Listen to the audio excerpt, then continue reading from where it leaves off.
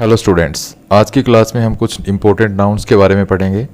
आज की क्लास में हम जिन इम्पोर्टेंट नाउन्स के बारे में पढ़ने वाले हैं वो नाउन्स हैं people, police, poultry, peasantry, gentry, clergy, electorate और वर्मिन, कैटल, चिल्ड्रन और फोल्क। ठीक है, इन इम्पोर्टेंट नाउन्स के बारे में आज के इस वीडियो में हम पढ़ने वाले हैं। तो देखिए, इन नाउन्स के बारे में कुछ इम्पोर्टेंट बातें हमें पता होनी चाहिए। सबसे पहले, इन नाउन्स पर बेस्ड क्वेश्चंस जो है कॉम्पिटिटिव एग्जाम्स में अक्सर पूछे जाते हैं और इन नाउन्स के बारे में जो है पर्याप्त नॉलेज ना होने के कारण वो क्वेश्चंस अक्सर हमसे गलत भी हो जाते हैं। तो इन नाउन्स के बारे में आज के इस वीडियो में हम डिटेल से जानेंगे और इन नाउन्स का प्रयोग हम कैसे करते हैं, इन नाउन्स का प्रयोग करते इसमें जो है किन बातों का ध्यान रखना चाहिए, ये सब कुछ हम आज के इस वीडियो में डिस्कस करेंगे। तो सबसे पहला पॉइंट तो ये है कि ये जो नाउन्स आप देख पा रहे हैं ये सभी नाउन्स जो हैं वो प्लूरल होते हैं।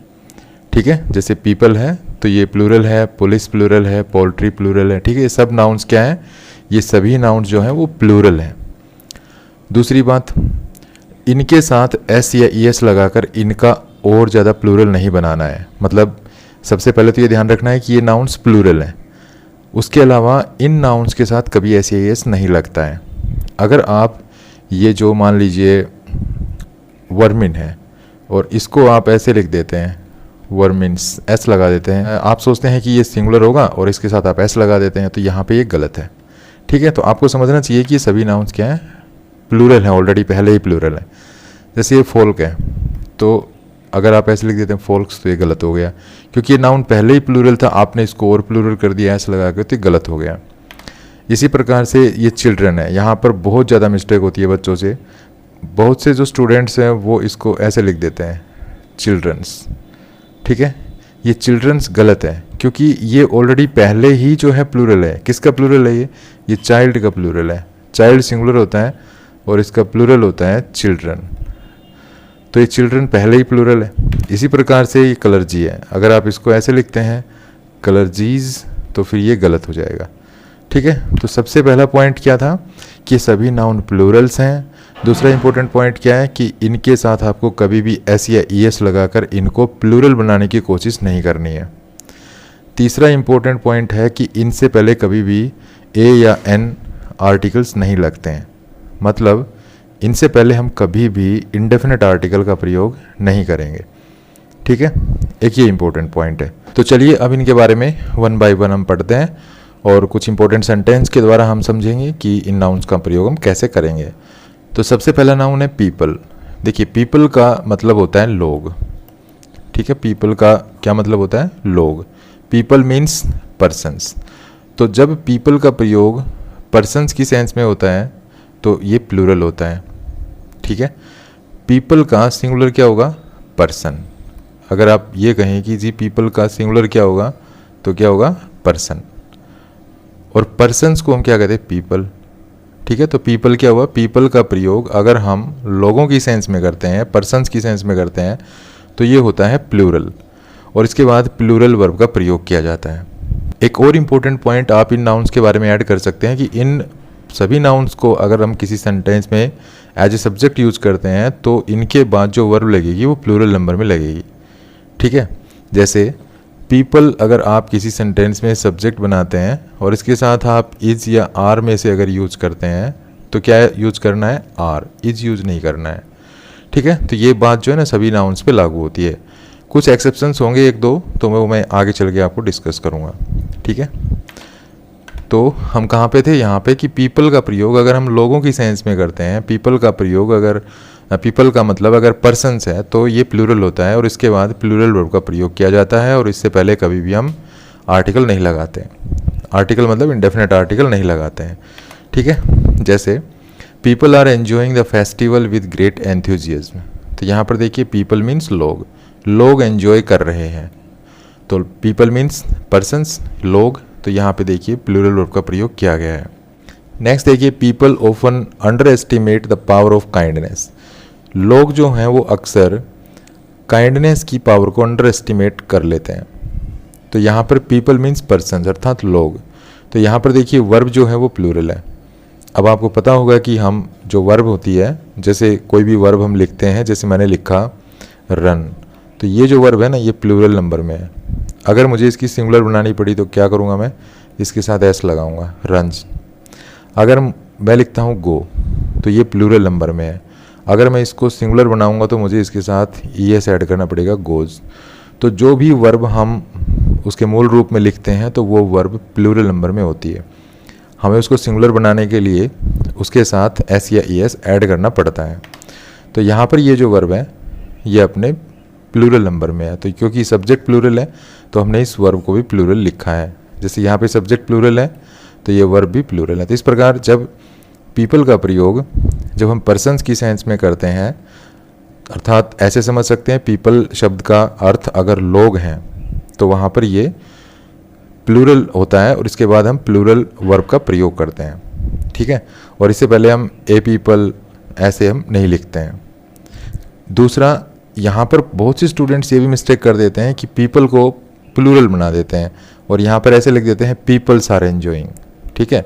जैसे इस सेंटेंस को बहुत से स्टूडेंट्स क्या करते हैं, ऐसे लिख देते हैं पीपल्स आर एंजॉइंग,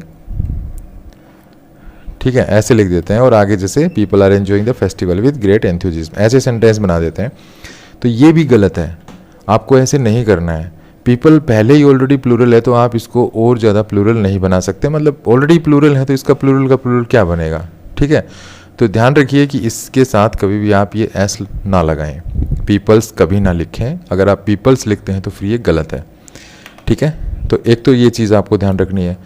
दूसरा, जो पीपल है ना, इस शब्द का प्रयोग हम रेस या कम्युनिटी की सेंस में भी करते हैं। पीपल मीन्स रेस भी होता है और कम्युनिटी भी होता है, मतलब रेस या कम्युनिटी की सेंस में भी हम पीपल का प्रयोग करते हैं। ऐसे में ये सिंगुलर होता है और आप इसके साथ ए आर्टिकल भी लगा सकते हैं, ठीक है। और एक से ज़्यादा रेस या कम्युनिटीज़ को रेफ़र करने के लिए इसके साथ एस भी लगा सकते हैं, पीपल्स भी कर सकते हैं, लेकिन इसका जो मीनिंग है वो रेस या कम्युनिटी होना चाहिए। जैसे इस सेंटेंस को देखिए, the French are known as a peace loving people.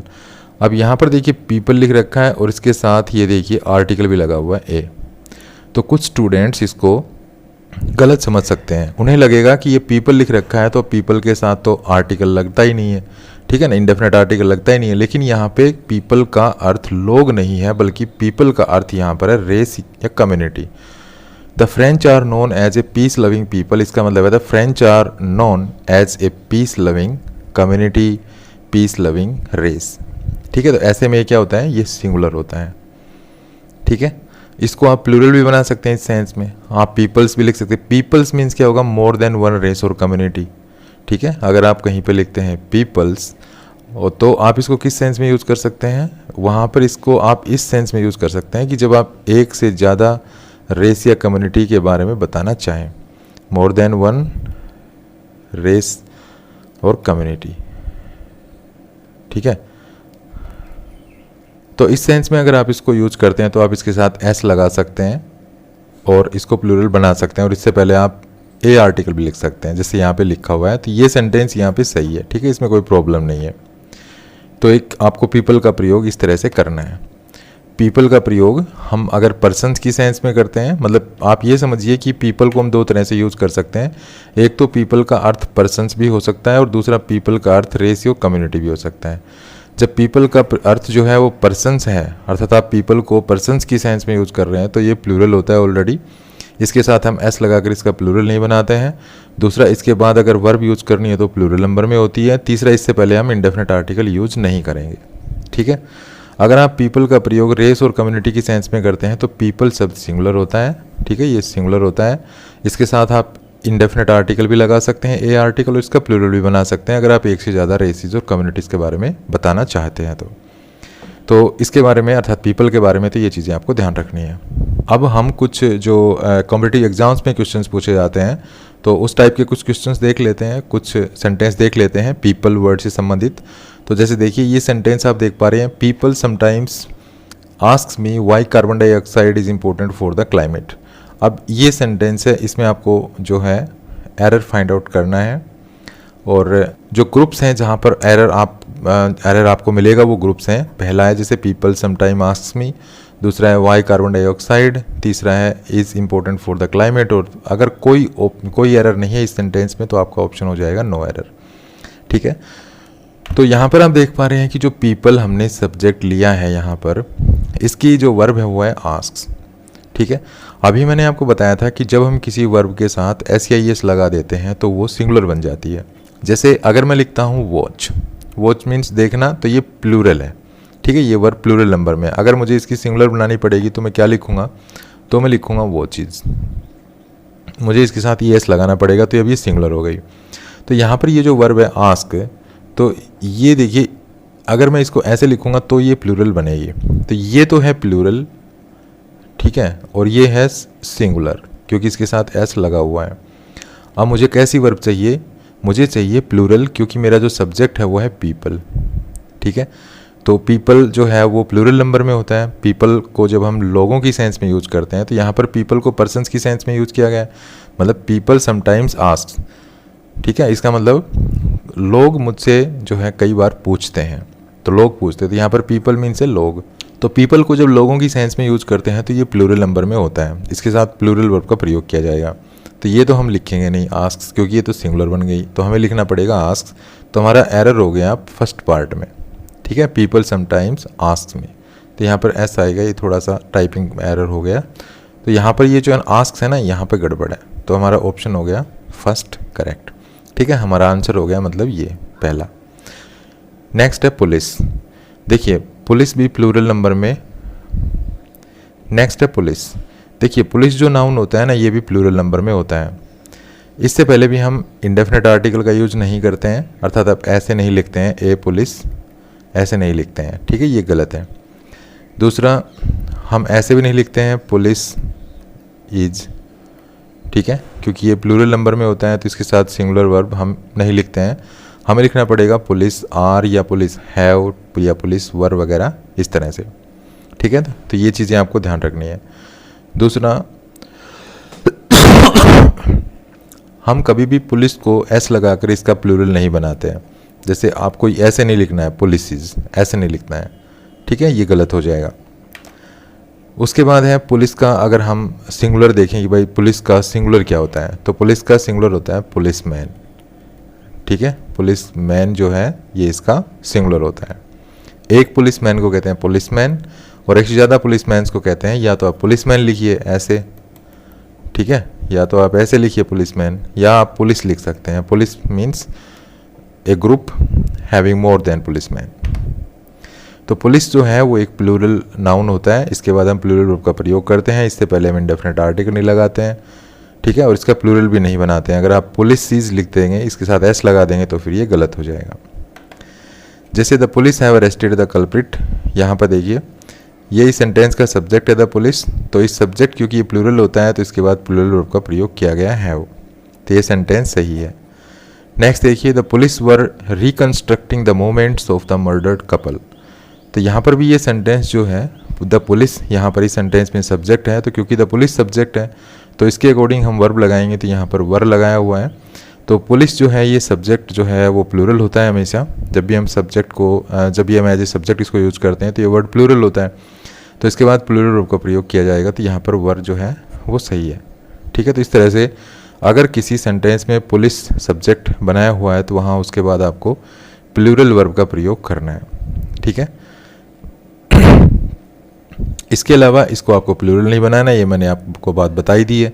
इसके साथ आपको कभी इंडेफिनेट आर्टिकल नहीं लगानी है, जैसे ए पुलिस वगैरह नहीं लिखना है आपको। ठीक है, और दूसरा इसके बाद जो वर्ब आएगी वो प्लूरल नंबर में होगी।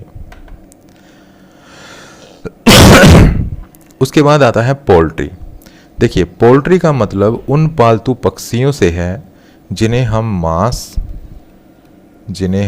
मांस, अंडे या पंखों के लिए पालते हैं।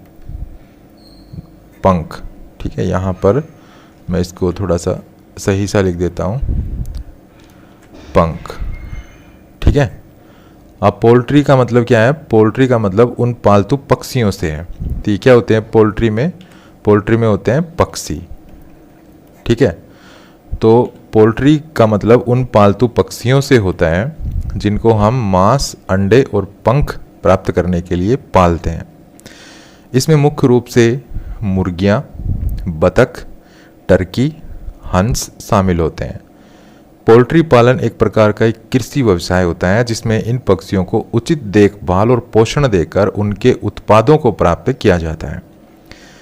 और हिंदी में हम इसको क्या कहते हैं, पोल्ट्री या मुर्गी पालन। तो पोल्ट्री मीन्स, पोल्ट्री का हिंदी में मीनिंग क्या होगा, मुर्गी पालन, मुर्गी पालन। ठीक है, तो पोल्ट्री एक ऐसा नाउन है जिसका मीनिंग क्या होता है, मुर्गी पालन। इसमें कुछ पक्षी होते हैं, ठीक है, ये एक पक्षियों का समूह होता है और उस समूह में क्या क्या कौन कौन से पक्षी अक्सर होते हैं, मुर्गियाँ, बतख, टर्की और हंस। ठीक है, इनको हम क्यों पालते हैं, इनको हम पालते हैं इनसे मांस, अंडे और पंख लेने के लिए। ठीक है, तो पोल्ट्री एक क्या होता है, अक्सर इसको मतलब मुर्गी पालन के नाम से जाना जाता है, लेकिन इसमें पक्षी अलग अलग प्रकार के होते हैं। जैसे मैंने बताया, मुर्गियाँ होती हैं, बतख होते हैं, टर्की होते हैं, हंस होते हैं। ठीक है, लेकिन इसको कहा जाता है मुर्गी पालन। तो अगर ये हम सेंटेंस में कहीं पे यूज़ कर रहे हैं तो ये आपको समझना है कि ये प्लूरल होता है, इसको हम कभी भी पोल्ट्रीज नहीं लिखेंगे। ठीक है, पहली बात तो ये है, इसको प्लूरल नहीं बनाएंगे। दूसरा, इससे पहले आप ए आर्टिकल नहीं लगाएंगे, मतलब इंडेफिनेट आर्टिकल ए होती है, ये नहीं लगाएंगे, ये गलत है। दूसरा, तीसरा, आपको क्या करना है कि इसके साथ आपको सिंगुलर वर्ब नहीं लगानी है। अगर आप ऐसे लिखते हैं पोल्ट्री इज, तो ये गलत है, आपको क्या करना है, प्लूरल वर्ब लगानी है, सिंगुलर नहीं लगानी है। तो ये चीज़ आपको ध्यान रखनी है। बस यही इंपॉर्टेंट बातें हैं इन नाउन्स के बारे में, इसी पर बेस्ड जो है बहुत बार क्वेश्चंस पूछे जाते हैं और हमें ये चीज़ें ना पता होने की वजह से ही जो है वो क्वेश्चंस हमसे गलत हो जाते हैं। जैसे ये सेंटेंस देखिए, poultry are farmed in great numbers with chickens to earn profit. तो यहाँ पे देखिए पोल्ट्री एज सब्जेक्ट की तरह यूज़ किया गया। तो पोल्ट्री जैसा कि हमें पता है ये प्लूरल होता है, तो इसके बाद हमने देखिए प्लूरल का प्रयोग किया गया। अभी अगर कहीं मान लीजिए एग्जाम में आएगा तो यहाँ पे इज दे देगा और ये सेंटेंस बना के देगा, poultry is farmed in great numbers with chickens to earn profit, और यहाँ पे ये गलत हो जाएगा। ठीक है, और ये गलत हो जाएगा तो वहाँ पे आपका नंबर डिडक्ट हो जाएगा, कोई मार्क्स नहीं मिलेंगे। तो आपको समझना है कि जो पोल्ट्री वर्ड है ये प्लूरल होता है, इसके बाद आपको प्लूरल का प्रयोग करना है। ठीक है, तो इसको आपको क्या करना है, इज़ नहीं यूज़ करना है, आर यूज़ करना है। इसके अलावा ये सेंटेंस अगर ऐसे लिख रखा है, ए पोल्ट्री इज़ फार्म्ड, ये ऐसे लिख रखा है, मान लीजिए a poultry is farmed in great numbers, तो देखने में भले ये सेंटेंस सही लगे कि भाई ये पोल्ट्री अर्थात पोल्ट्री सिंगुलर में है और इसका ए लगा रखा है, इंडेफिनेट आर्टिकल लग रहा है, ए पोल्ट्री इज़ फार्म्ड, देखने में तो ठीक ठाक लग रहा है, लेकिन ये सेंटेंस गलत है क्योंकि पोल्ट्री जो होता है ये क्या होता है, ये प्लूरल नंबर होता है, ये नाउन का प्लूरल नंबर होता है और इससे पहले हम इंडेफिनेट आर्टिकल नहीं लगा सकते और इसके बाद जो सिंगुलर वर्ब है ये नहीं लगा सकते। ठीक है, तो ये चीज़ें हमें ध्यान रखनी है। एसएससी में पूछे गए सेंटेंसेस जो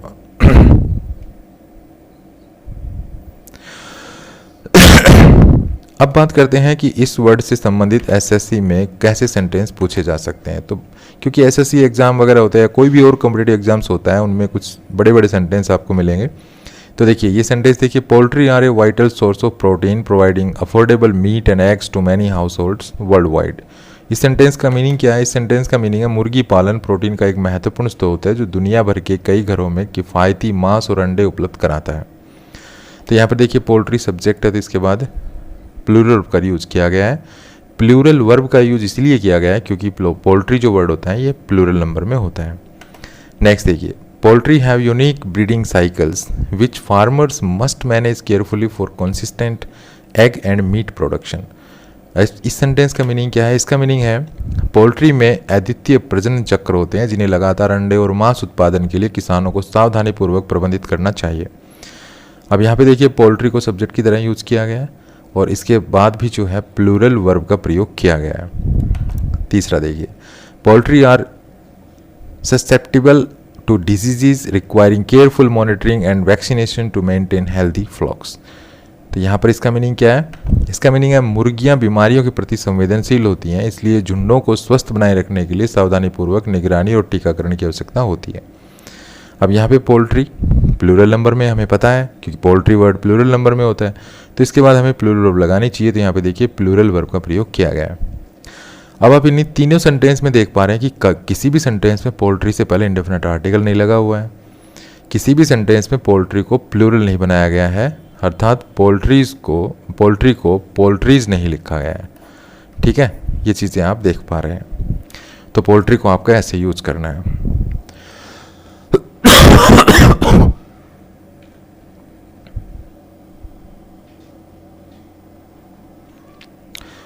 उसके बाद बात करते हैं पीजेंट्री, जेंट्री, क्लर्जी और इलेक्टोरेट के बारे में। तो ये जो होती है ना, पीजेंट्री, जेंट्री, क्लर्जी और इलेक्टोरेट, ये सोशल क्लासेस होती हैं, अर्थात ये सोसाइटी की क्लासेस होती हैं। ठीक है, ये सोसाइटी की क्लासेस होती हैं। तो एक एक करके हम इनके बारे में भी पढ़ लेते हैं।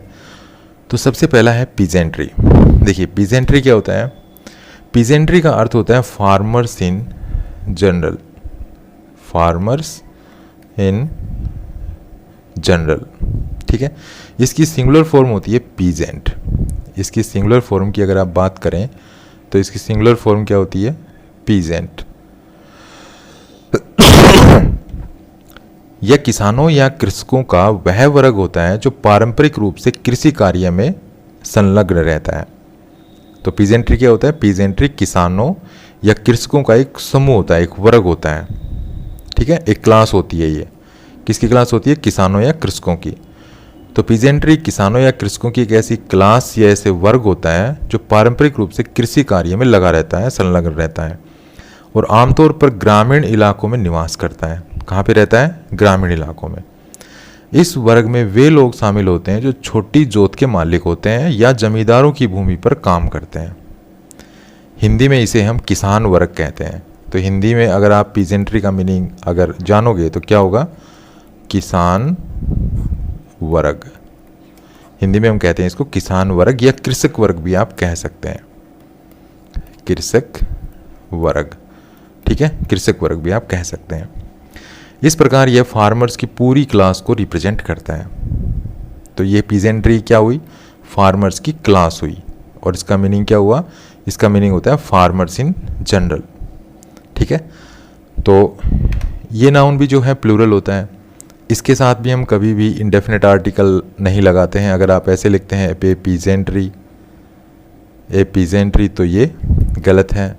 आप इसको प्लूरल भी नहीं बना सकते हैं। अगर आप इसको ऐसे लिखते हैं पीजेंट्रीज तो ये भी गलत है।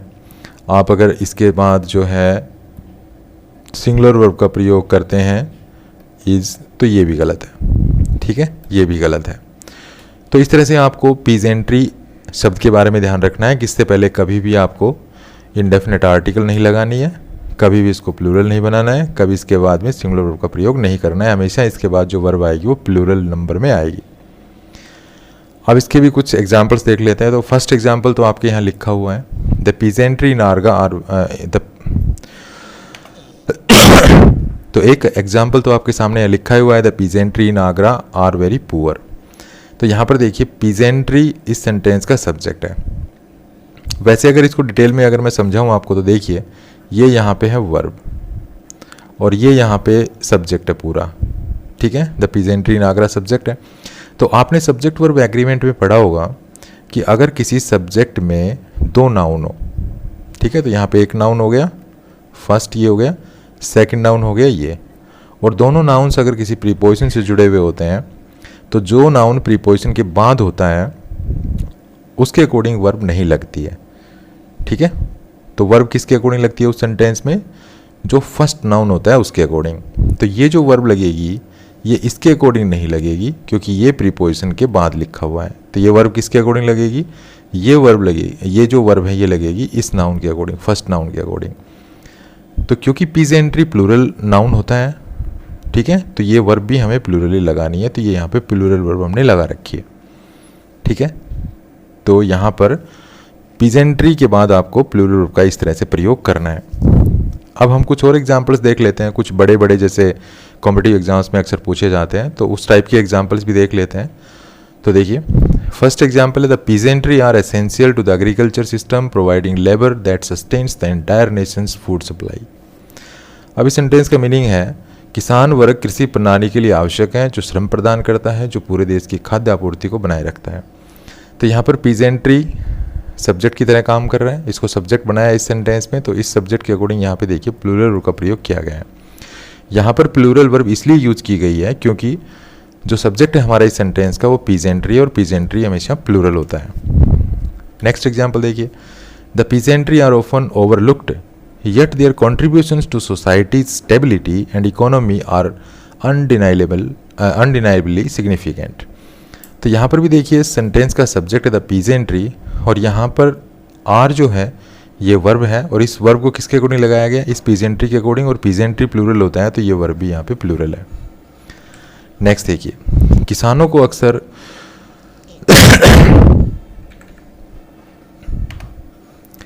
नेक्स्ट सेंटेंस है the peasantry are often overlooked yet their contributions to society's stability and economy are undeniably significant.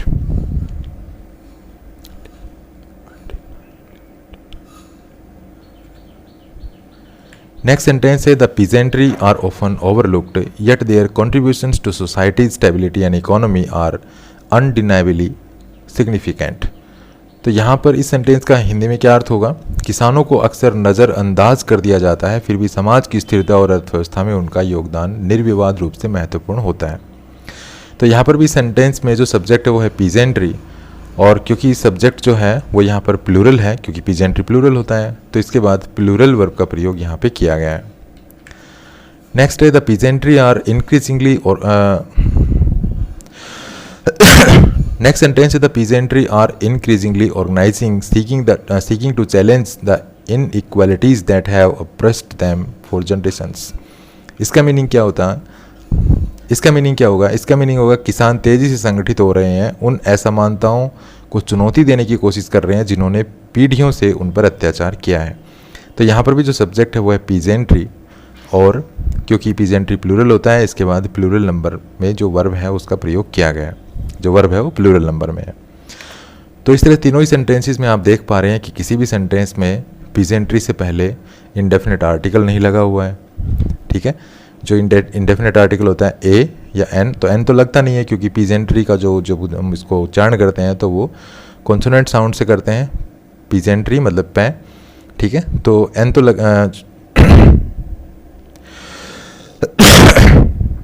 तो इस प्रकार हम तीनों ही सेंटेंसेस में देख पा रहे हैं कि कहीं पर भी पीजेंट्री से पहले इंडेफिनिट आर्टिकल नहीं लगा हुआ है, पीजेंट्री को कहीं भी पीजेंट्रीज नहीं लिखा गया है। ठीक है, ऐसे नहीं लिखा गया है, पीजेंट्रीज कहीं पर भी नहीं लिखा गया है तीनों सेंटेंसेस में, और तीनों ही सेंटेंसेस में जो सब्जेक्ट है पीजेंट्रीज के बाद प्लूरल वर्ब का प्रयोग किया गया है। यहाँ पर देख सकते हैं, यहाँ पर देख सकते हैं और यहाँ पर देख सकते हैं। ठीक है, तो इस तरह से आपको पीजेंट्री के बाद प्लूरल वर्ब का प्रयोग करना है, इसको कभी प्लूरल नहीं बनाना है और इससे पहले कभी इंडेफिनिट आर्टिकल का यूज नहीं करना है। नेक्स्ट नाउन है जेंट्री।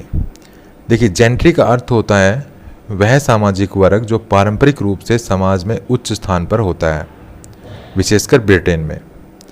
जेंट्री की सिंगुलर फॉर्म होती है जेंटलमैन।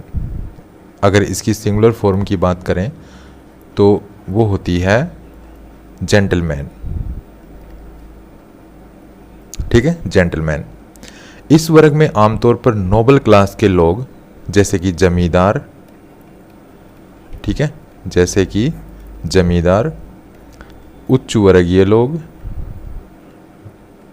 उच्च वर्गीय लोग, या वे लोग शामिल होते हैं जिनके पास संपत्ति होती है। ठीक है, इस वर्ग में कौन लोग शामिल होते हैं, इस वर्ग में कुछ नोबल क्लास के लोग शामिल होते हैं जैसे कि जमींदार हो गए और उच्च वर्गीय लोग हो गए, या वे लोग जो जिनके पास ज़्यादा संपत्ति होती है।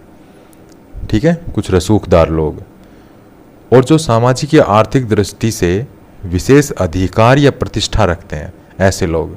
तो ऐसे लोग इस ग्रुप में शामिल होते हैं, इस वर्ग में शामिल होते हैं। इसे हिंदी में कुलीन वर्ग या उच्च वर्गीय लोग कहा जाता है। क्या कहा जाता है, कुलीन वर्ग। इसे हिंदी में, जेंट्री को हिंदी में क्या कहेंगे, कुलीन वर्ग।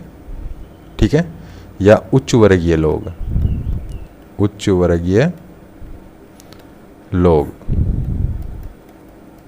तो हिंदी में हम इसको कुलीन वर्ग या उच्च वर्गीय लोग कहते हैं। तो ये जो वर्ड होता है ये भी प्लूरल होता है, मतलब ये जो नाउन होता है, ठीक है, ये किसका मतलब किसकी क्लास होती है, ये होती है कुछ नोबल लोगों की क्लास। ठीक है, ये एक नोबल पीपल की क्लास होती है। तो ये जो वर्ड होता है ये भी हमेशा प्लूरल होता है।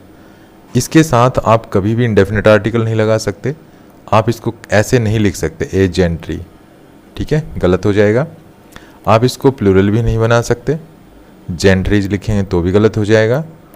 और आप इसके बाद सिंगुलर वर्ब का प्रयोग भी नहीं कर सकते, तो ये भी गलत हो जाएगा। तो ये तीन बातें जो हैं, ये अभी इस वीडियो में जो भी हम नाउन्स पढ़ रहे हैं वो सभी नाउन्स पे लागू हो रही हैं ये चीज़ें, ठीक है। तो ये तीनों चीज़ें जो हैं इन सभी वर्ड्स के बारे में आपको ध्यान रखनी है, और यही तीनों चीज़ें जो है, यही तीनों जो बातें हैं ये इस वर्ड पे भी लागू होंगी।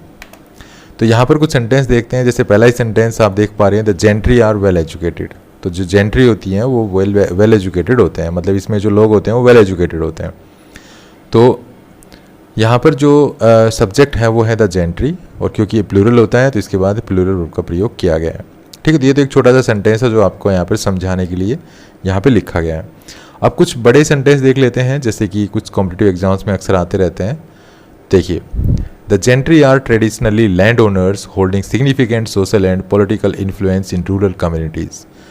इस सेंटेंस का मीनिंग है, कुलीन लोग पारंपरिक रूप से जमींदार होते हैं जो ग्रामीण समुदायों में महत्वपूर्ण सामाजिक और राजनीतिक प्रभाव रखते हैं। अब इस सेंटेंस में जो सब्जेक्ट है वो है द जेंट्री। अब ये जेंट्री जो है ये क्योंकि सब्जेक्ट है तो ये नाउन है, क्योंकि सब जो सब्जेक्ट होते हैं वो नाउन ही होते हैं और उसके अकॉर्डिंग वर्ब लगती है। तो ये जो सब्जेक्ट है ये प्लूरल होता है और इसके बाद जो वर्ब लगेगी वो प्लूरल लगेगी। तो यहाँ पे देखिए आर का यूज़ किया गया है। नेक्स्ट सेंटेंस है, the gentry have accumulated wealth over generations often through strategic marriages and investments in land. इस सेंटेंस का मीनिंग है, कुलीन वर्ग ने पीढ़ी दर पीढ़ी अक्सर रणनीतिक विवाहों और भूमि में निवेश के माध्यम से धन अर्जित किया है। तो यहाँ पर भी जो सब्जेक्ट है वो है द जेंट्री, जेंट्री प्लूरल होता है तो इसके बाद प्लूरल का प्रयोग किया गया है। नेक्स्ट है, the gentry are known for their patronage of the arts supporting culture and intellectual developments. इसका मीनिंग है, कुलीन लोग कला के संरक्षण, सांस्कृतिक और बौद्धिक विकास का समर्थन करने के लिए जाने जाते हैं। तो यहाँ पर भी जो सब्जेक्ट है वो है the gentry, gentry plural noun होता है तो इसके बाद प्लूरल का प्रयोग किया गया है। तो आप देख पा रहे हैं कि तीनों ही सेंटेंसेस में जेंट्री सब्जेक्ट है। किसी भी सेंटेंस में जेंट्री से पहले इंडेफिनिट आर्टिकल नहीं लगा हुआ है, ठीक है। तो आप कभी भी जो है इंडेफिनिट आर्टिकल ना लगाएं जेंट्री से पहले, ये कभी ना लिखें, ए जेंट्री कभी ना लिखें। दूसरा, जेंट्री के बाद तीनों ही सेंटेंसेस में प्लूरल वर्ब का प्रयोग किया गया है, आप देख पा रहे हैं यहाँ पर, ठीक है। उसके अलावा जेंट्री को किसी भी सेंटेंस में जेंट्रीज नहीं लिखा गया है। तो अगर आप इसको प्लूरल बना के ऐसे लिख देते जेंट्रीज तो गलत हो जाएगा, ठीक है। तो ये चीज़ आपको ध्यान रखनी है। जैसे यहाँ पे देखिए प्लूरल वर्ब है तो ये प्लूरल सब्जेक्ट है, जो नाउन है ये प्लूरल है यहाँ पर, तो प्लूरल है तो यहाँ पे हमने जेंट्रीज नहीं किया, इसको जेंट्री ही है। यहाँ पर भी देखिए, यहाँ पर भी देखिए। तो इस चीज़ को आपको ध्यान रखना है इस वर्ड के बारे में, ठीक है। तो ये काफ़ी इंपॉर्टेंट बातें थी जो मैंने आपको इस वर्ड के बारे में बताई। चलिए अगले शब्द पे चलते हैं। अगला शब्द है हमारे पास क्लर्जी। अब देखिए क्लर्जी क्या होता है। क्लर्जी का अर्थ होता है धार्मिक नेताओं या पुरोहितों का समूह जो किसी धार्मिक संस्था या चर्च में धार्मिक अनुष्ठानों, पूजा पाठ और अन्य धार्मिक गतिविधियों का संचालन करते हैं। इस वर्ग में कौन होते हैं? इस वर्ग में होते हैं पादरी, ठीक है। इस वर्ग में होते हैं पादरी, पुजारी, मौलवी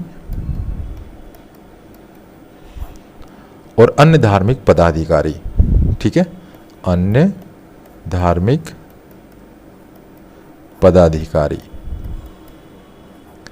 तो ये लोग इसमें शामिल होते हैं। कौन कौन लोग शामिल हुए इसमें? इस वर्ग में कौन कौन लोग शामिल होते हैं? एक तो पादरी, दूसरा पुजारी, तीसरा मौलवी और चौथा अन्य धार्मिक पदाधिकारी इसमें आते हैं। हिंदी में अगर बात करें तो इसको क्या कहा जाता है? इसको कहा जाता है धर्म गुरु वर्ग, धर्म गुरु वर्ग, ठीक है। इसको धर्म गुरु वर्ग कहते हैं या पुरोहित वर्ग भी कह सकते हैं, पुरोहित वर्ग, ठीक है। तो पुरोहित वर्ग भी कह सकते हैं और धर्मगुरु वर्ग भी इसको कह सकते हैं। तो ये नाउन भी जो है प्लूरल होता है, इसके बाद भी हम हमेशा प्लूरल वर्ब का प्रयोग करते हैं। तो वही तीन बातें हमें इस शब्द के बारे में भी ध्यान रखनी है जो हमने अभी लास्ट वर्ड के बारे में पढ़ी थी। क्या पढ़ी थी?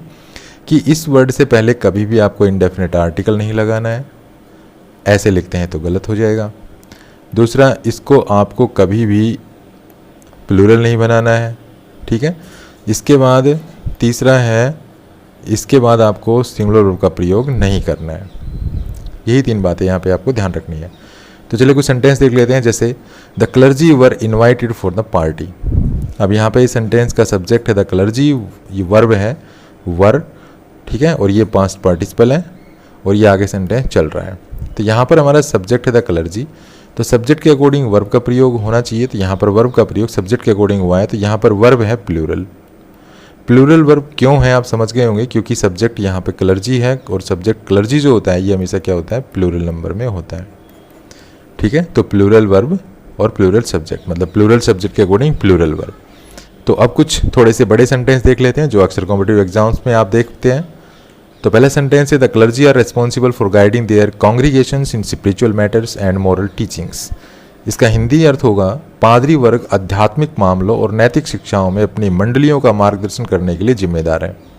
तो यहाँ पर इस सेंटेंस में सब्जेक्ट है क्लर्जी, वर्ब है आर, तो यहाँ पर आर वर्ब प्लूरल नंबर में है, क्यों है, क्योंकि इसका जो सब्जेक्ट है क्लर्जी ये प्लूरल होता है। नेक्स्ट सेंटेंस देखिए, नेक्स्ट सेंटेंस है the clergy have historically held significant power of influencing political decisions and social norms. इसका हिंदी में अर्थ होगा पादरी वर्ग के पास ऐतिहासिक रूप से महत्वपूर्ण शक्ति रही है जो अक्सर राजनीतिक निर्णयों और सामाजिक मानदंडों को प्रभावित करते हैं। अब इस सेंटेंस में भी देखिए वर्ब हैव जो कि प्लूरल होती है, हैव प्लूरल हमने क्यों, हैव यहाँ पर हमने प्लूरल नंबर में क्यों यूज़ की है, हैव का सिंगुलर फॉर्म क्या होती है, हैज, तो हमने ये यूज़ नहीं की। हैव क्यों यूज़ की, क्योंकि इसका सब्जेक्ट है क्लर्जी और क्लर्जी हमेशा प्लूरल होता है। नेक्स्ट सेंटेंस देखिए, the clergy are expected to lead by example embodying the virtues they preach to their followers. Hindi में क्या होगा ये सेंटेंस, पादरी वर्ग से अपेक्षा की जाती है कि वे अपने अनुयायियों को बताए गए गुणों को अपनाते हुए उदाहरण के साथ नेतृत्व करें।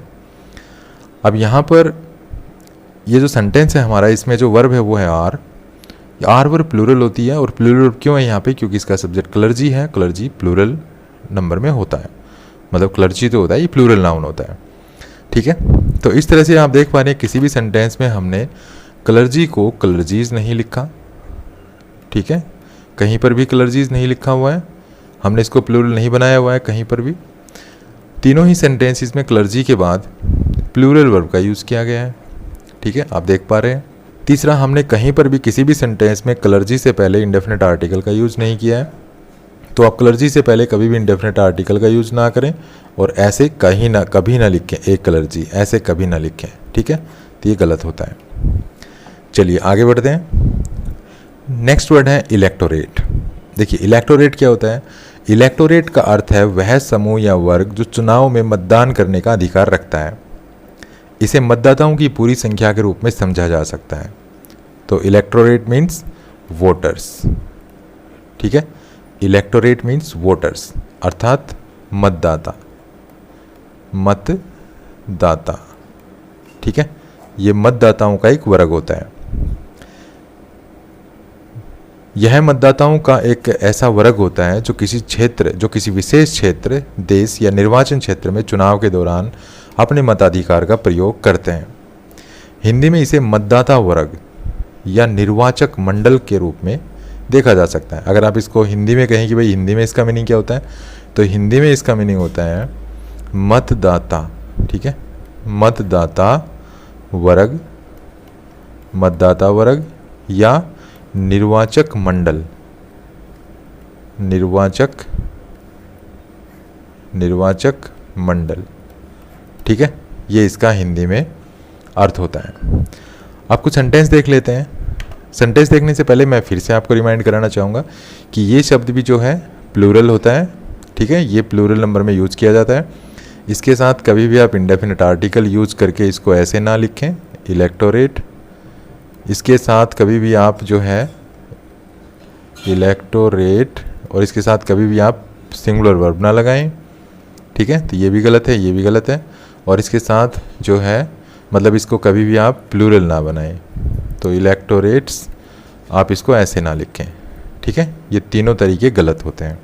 अब कुछ सेंटेंसेस देख लेते हैं हम।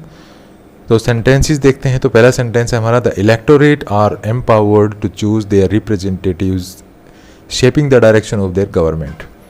इसका हिंदी में अर्थ होगा मतदाताओं को अपनी सरकार की दिशा तय करने के लिए अपने प्रतिनिधियों को चुनने का अधिकार है।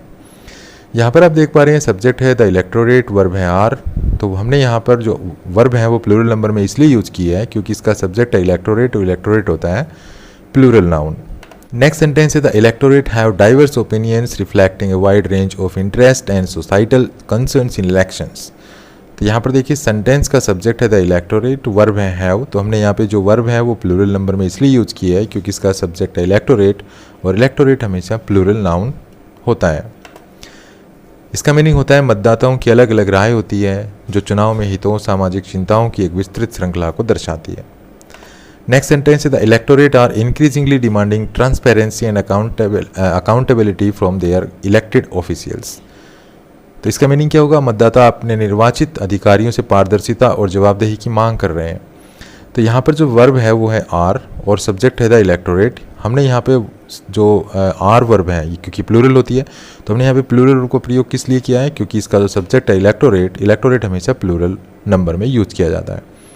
तो आप देख पा रहे हैं कि तीनों ही सेंटेंसेस में हमने इलेक्टोरेट को कहीं पर भी प्लूरल नहीं बनाया है, कहीं पर भी इनसे पहले इंडेफिनिट आर्टिकल का यूज़ नहीं किया है, और कहीं पर भी जो है इनके बाद हमने सिंगुलर वर्ब का प्रयोग नहीं किया है। हर जगह प्लूरल वर्ब है। यहाँ पर देखिए, यहाँ पर देखिए, यहाँ पर देखिए, ठीक है। तो इस तरह से हम इस इलेक्टोरेट वर्ड को यूज़ करते हैं और आपको इस वर्ड को यूज़ करते समय इस तरह से ध्यान रखना चाहिए। नेक्स्ट वर्ड है वर्मिन। देखिए वर्मिन क्या होता है। वर्मिन का अर्थ है वे छोटे जानवर या कीट जो फसलों को नुकसान पहुंचाते हैं, ठीक है। वर्मिन जो है ये ऐसे एनिमल्स का या इंसेक्ट्स का एक वर्ग होता है जो फसलों को नुकसान पहुंचाते हैं। इसमें विशेष रूप से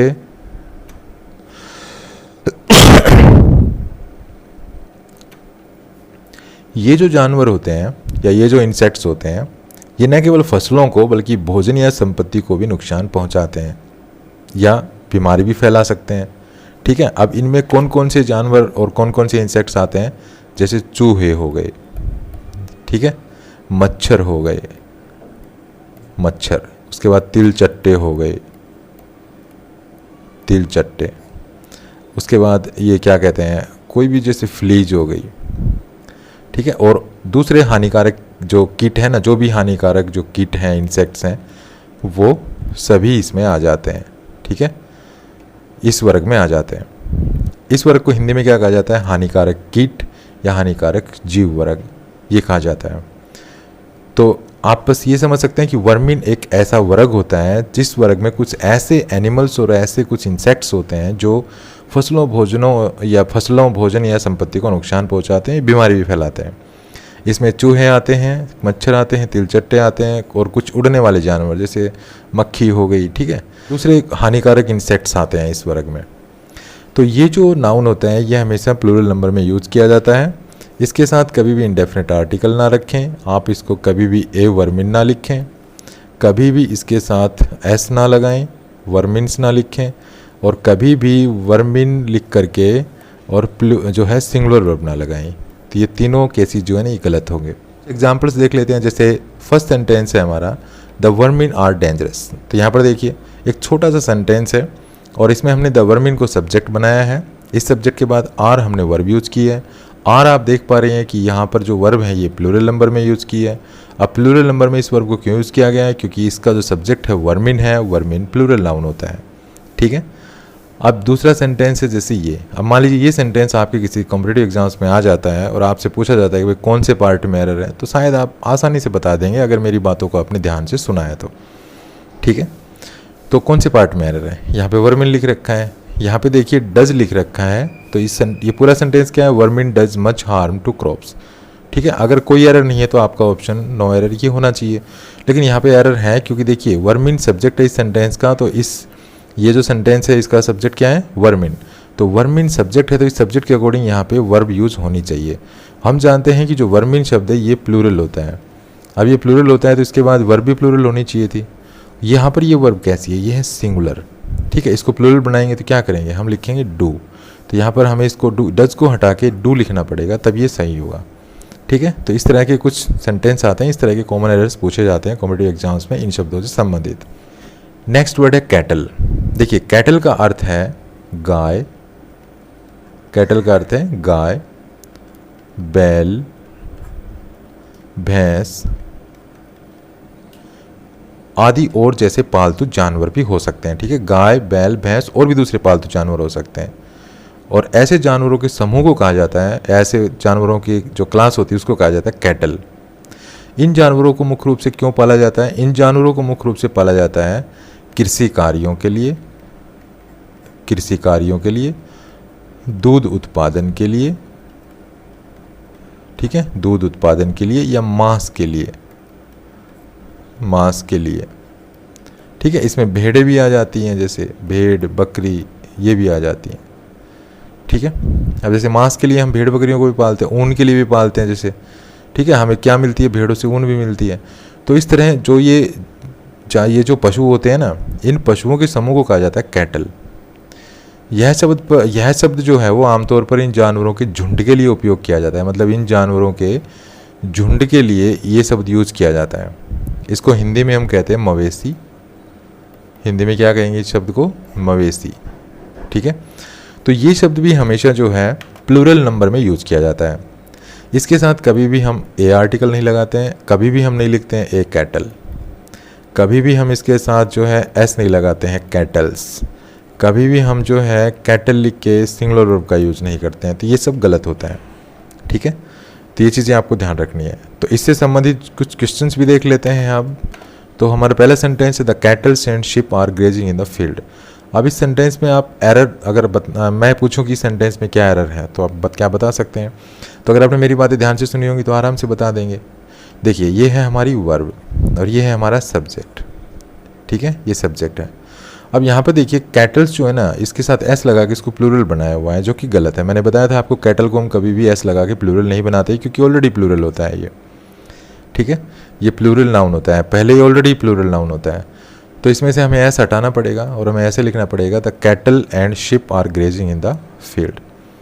अगर देखिए यहाँ पर ये एंड और शिप ये नहीं होता तो भी ये वर्ब आर ही रहती, द कैटल आर, क्योंकि ये पहले ही प्लूरल है। द कैटल जो नाउन होगा ना, ये प्लूरल होगा पहले। तो अगर मैं इसको ऐसे लिखता हूँ द कैटल आर ग्रेजिंग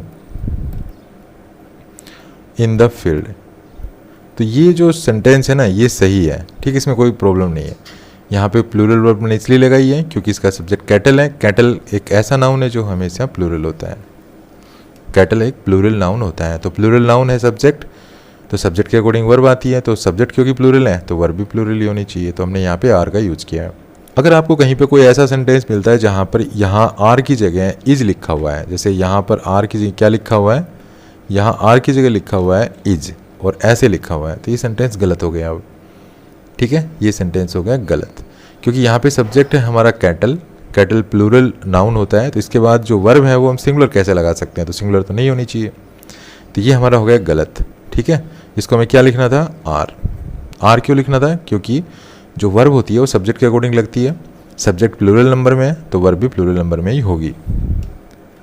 चलिए नेक्स्ट सेंटेंस लेते हैं। नेक्स्ट सेंटेंस है these stray cattles are roaming around the town. अब यहाँ पे देखिए दीज, यहाँ पे स्ट्रे, यहाँ पे कैटल्स, तो स्ट्रे यहाँ पे एडजेक्टिव है, दीज यहाँ पे डिटर्मिनर है, कैटल्स यहाँ पे मवेशी है। तो यहाँ पर दीज क्योंकि ये प्लूरल नाउन होता है तो दीज तो ठीक है, ये यहाँ पे एडजेक्टिव लगा दिया। लेकिन ये फिर से देखिए कैटल्स लिख दिया, तो ये कैटल्स यहाँ पे गलत है, हमें यहाँ पे क्या करना पड़ेगा? कैटल।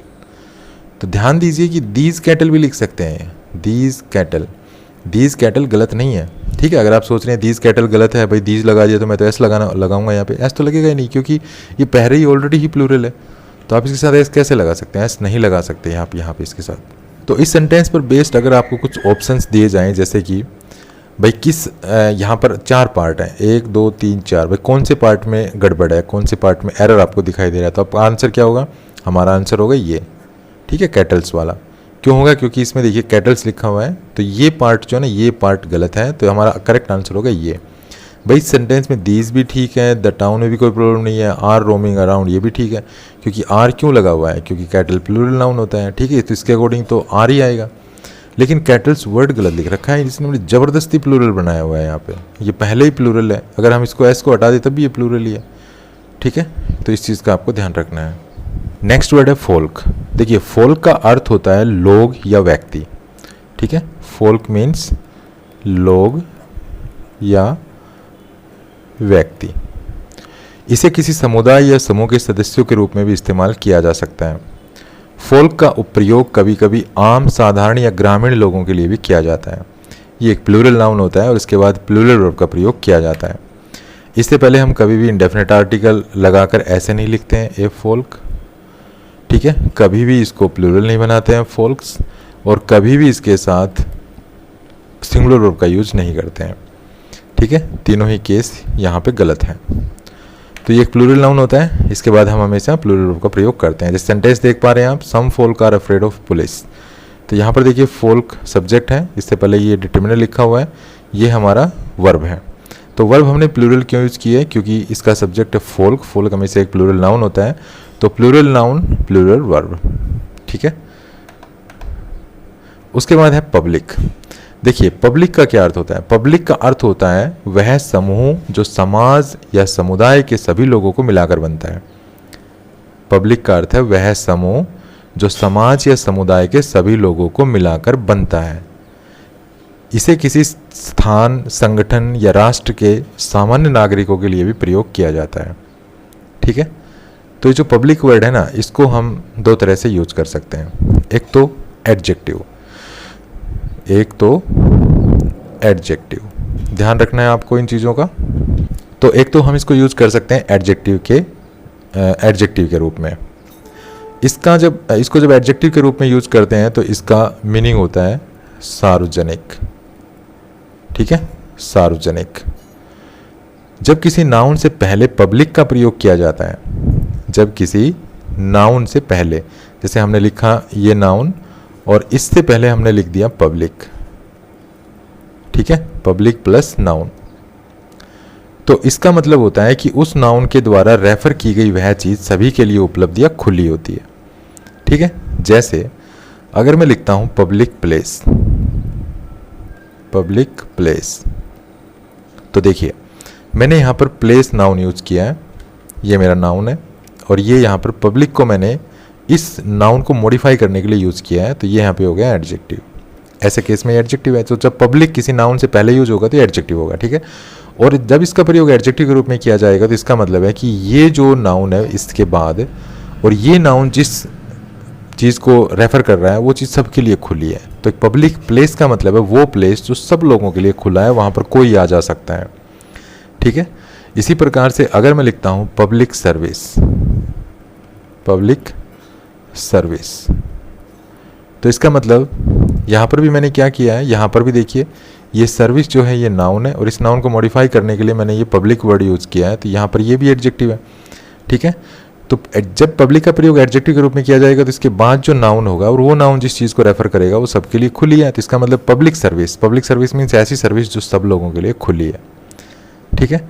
इसी प्रकार अगर मैं लिखता हूँ पब्लिक टॉयलेट, ठीक है, मैंने लिखा पब्लिक टॉयलेट, तो यहाँ पर भी ये टॉयलेट जो है ये नाउन है, ये यहाँ पर ये जो पब्लिक वर्ड है इसको मैंने इस टॉयलेट नाउन को मॉडिफाई करने के लिए यूज़ किया है, तो यहाँ पे हो गया एडजेक्टिव। ये एडजेक्टिव हो गया, तो इसके बाद जो भी नाउन होता है इसका मतलब वो नाउन सब लोगों के लिए खुला है, तो ऐसा टॉयलेट जो सबके लिए खुला है उसको कहेंगे पब्लिक टॉयलेट, ठीक है। तो इस तरह से हम जब पब्लिक शब्द का प्रयोग किसी नाउन से पहले करते हैं तो ये वो जो नाउन होता है वो नाउन जिस चीज़ को रेफर करेगा इसका मतलब वो सब लोगों के लिए है, वो किसी इंडिविजुअल के लिए स्पेशल नहीं है, वहाँ पे कोई भी व्यक्ति आ जा सकता है, ठीक है। तो ये चीज़ आपको ध्यान रखनी है।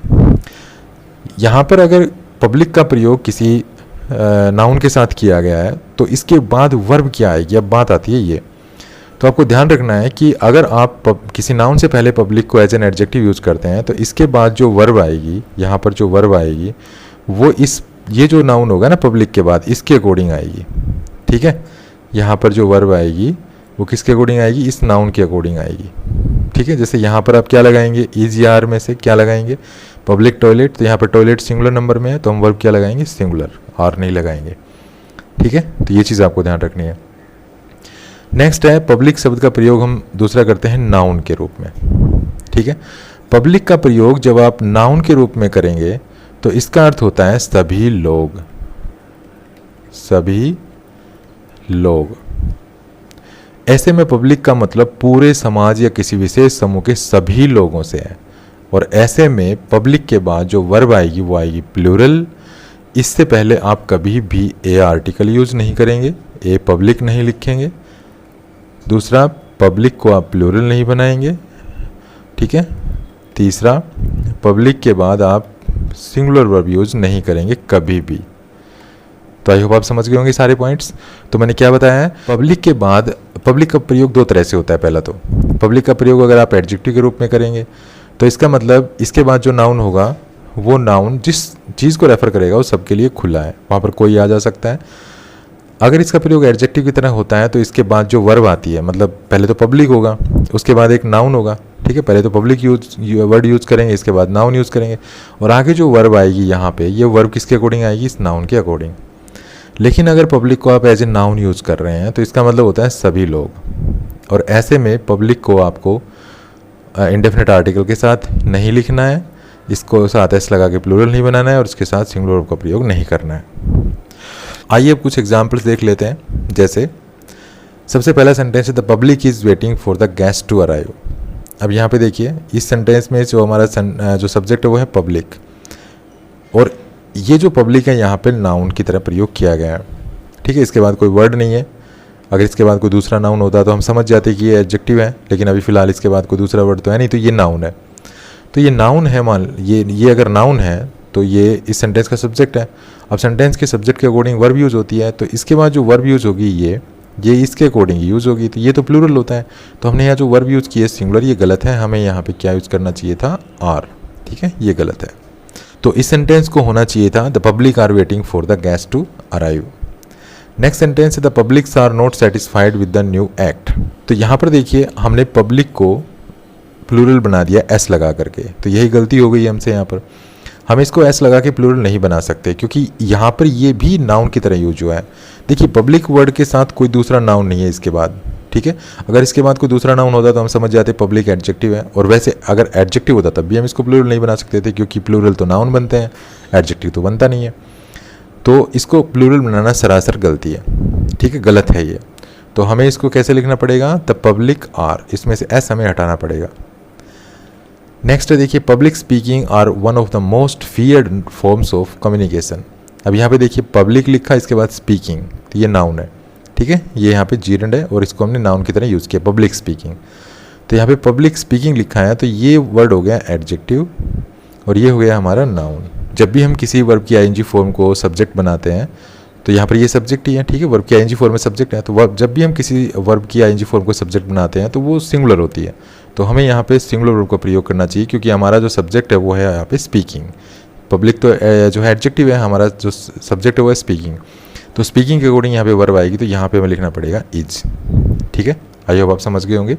अब बात करते हैं चिल्ड्रन की। देखिए जो चिल्ड्रन वर्ड होता है ये चाइल्ड का प्लूरल होता है, चाइल्ड का प्लूरल होता है। और स्टूडेंट्स गलती यही कर देते हैं कि बहुत बार, ठीक है, बहुत बार क्या होता है कि चिल्ड्रन लिखते समय इसके साथ जो है एस जोड़ देते हैं और ऐसे लिख देते हैं चिल्ड्रन, जो कि गलत होता है। तो सभी स्टूडेंट्स को मान के चलना है कि जो चिल्ड्रन वर्ड है ये प्लूरल है, इसके साथ हम कभी भी ए आर्टिकल नहीं लगाएंगे। पहली बात तो इसको कभी भी जो है प्लूरल नहीं बनाएंगे, ठीक है, ये प्लूरल नहीं बनाएंगे। और दूसरा, चिल्ड्रन के बाद जो है हम कभी भी सिंगुलर वर्ब का प्रयोग नहीं करेंगे, ठीक है। तो अगर ये बातें आपकी समझ में आ गई तो अब आप ये सेंटेंस देखिए, children are playing and making mischiefs as their holidays have started. तो इस सेंटेंस को देखकर आपको क्या लगता है, क्या कहीं पे एरर दिखाई दे रहा है? तो इस सेंटेंस में कोई मिस्टेक नहीं है, चिल्ड्रन आर प्लेइंग, तो यहाँ पे देखिए चिल्ड्रन सब्जेक्ट है और इसके बाद प्लूरल वर्ब का यूज़ किया गया है, तो सही है, कोई दिक्कत नहीं है, क्योंकि ये प्लूरल होता है तो यहाँ पे प्लूरल वर्ब का ही हम प्रयोग करेंगे। अगर यहाँ पे आपको इज लिखा मिलेगा तो गलत है, ठीक है, अगर यहाँ पे इज होता तो ये गलत होता, तो फिर हम यहाँ पे इसको इज को हटा करके आर लिखते, क्योंकि जो हमारा सब्जेक्ट वो प्लूरल है, तो प्लूरल है तो हमें प्लूरल वर्ब का ही प्रयोग करना चाहिए, तो यहाँ पे आर सही लिखा हुआ है। उसके बाद है she always fed her childrens before she fed her dog. तो यहाँ पर इस सेंटेंस को अगर हम देखें तो यहाँ पर देखिए चिल्ड्रंस लिखा हुआ है, जो कि गलत है।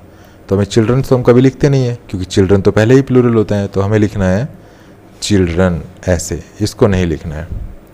नेक्स्ट देखिए the childrens were happy when the film started. तो इस टाइप के क्वेश्चंस भी अक्सर पूछे जाते हैं। तो मान लीजिए आपके सामने ये क्वेश्चन है, ये सेंटेंस है, और इस सेंटेंस में आपसे पूछा जाए भाई कौन सा पार्ट जो है गलत है, 1 2 3 4, कौन सा पार्ट गलत है? तो इस तरह के क्वेश्चंस भी अक्सर पूछे जाते हैं, ठीक है, कॉम्पिटिटिव एग्जाम्स में, कि भाई एक सेंटेंस दे दिया, उसके बाद 4 पार्ट आपको दे दिए और उनमें से कौन सा जो है करेक्ट आंसर है आपका, मतलब कौन सा पार्ट जो है ना उसमें गलती है, कौन से पार्ट में एरर है। तो यहाँ पर ये जो नो एरर है ना, ये 4th नंबर पे आना था, ठीक है, वो गलती से 3 पे चला गया, तो आप इसको 4th नंबर पे मानना। 4 है ये 3 नंबर पे है, और ये 3 है ना ये 4 नंबर पे है, ऐसे मानना। तो देखिए यहाँ पर हमने लिख रखा है चिल्ड्रंस, तो वर्ब तो सही है, वर्ब तो प्लूरल वर्ब है, ये तो सही है, क्योंकि चिल्ड्रन के बाद तो जो है प्लूरल वर्ब भी आनी चाहिए। लेकिन यहाँ पे चिल्ड्रंस जो है ना ये गलत लिखा हुआ है, यहाँ पर एस लगाया हुआ है, जो कि हम नहीं लगाते कभी भी। तो ये हमारा करेक्ट आंसर हो गया भाई, इस पार्ट में गड़बड़ है, चिल्ड्रंस नहीं होना चाहिए था, ठीक है। तो इस तरह के जो क्वेश्चंस हैं ना वो अक्सर पूछे जाते हैं, और ये नाउन्स इस तरह इसलिए जो है बहुत इंपॉर्टेंट है। तो इस वीडियो में इतना ही। कैसा लगा ये वीडियो? अगर वीडियो पसंद आया तो प्लीज़ को लाइक कीजिए, शेयर कीजिए, चैनल को सब्सक्राइब करना ना भूलें। अगले वीडियोज़ में हम कुछ और इंपॉर्टेंट नाउन्स के बारे में बातें करेंगे। तब तक के लिए thanks for watching this video. Bye bye.